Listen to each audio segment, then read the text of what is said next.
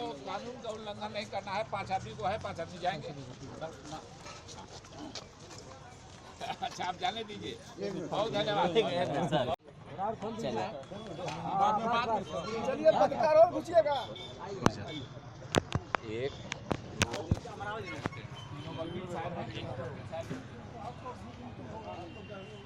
Sir एक single photo. Delhi से आप आए हैं हमारी मदद में, तो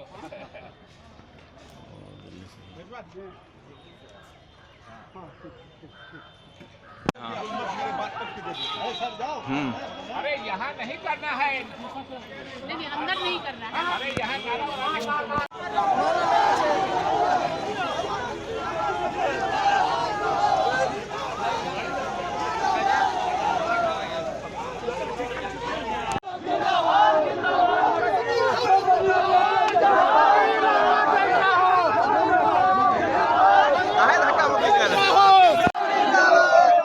जो गठबंधन के दूसरे साथी हैं, जब उनको आज के बाद अंदाजा हो जाएगा कि गठबंधन का भाई हमारा नहीं जीतने वाला है, अगर फिरका परस्त ताकतों को कोई हरा सकता है तो शकील अहमद कांग्रेस की एमपी है।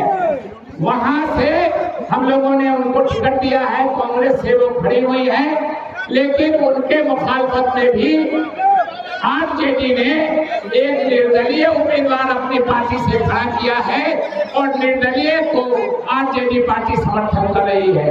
इसलिए हमने आग्रह किया है, हमने गुजारिश की है कि या तो आप चतरा की तरह फ्रेंडली फाइट के लिए हमको कांग्रेस का सिंबल दीजिए, और या नहीं तो सुपौल की तरह हम निर्दलीय खड़े होते हैं, पार्टी की तरफ से मेरी मदद कर दीजिए।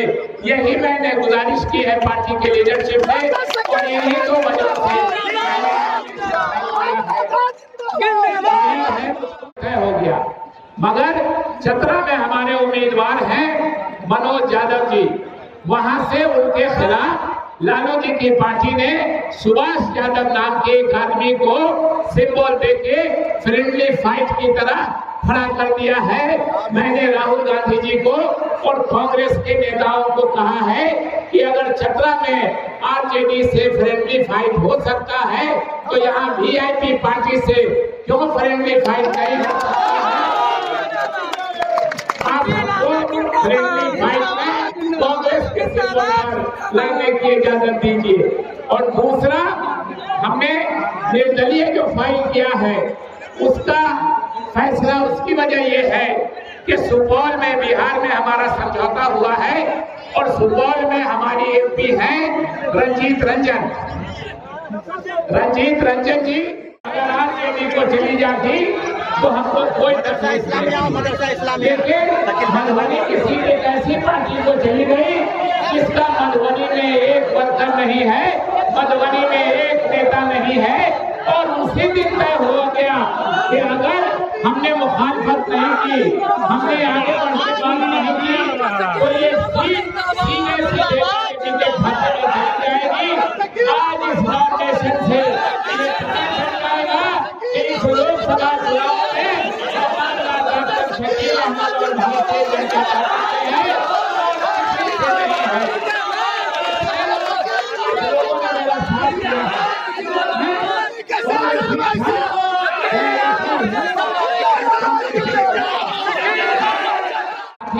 चुनाव खत्म होते होते सबको नीचे करने लगेंगे।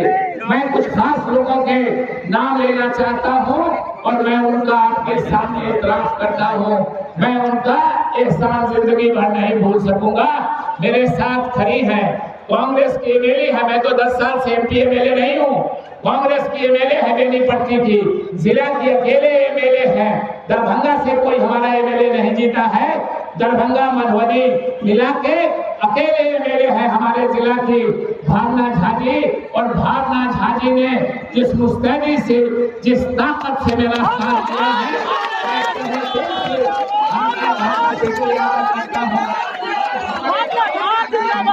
इन्होंने जो कहा है,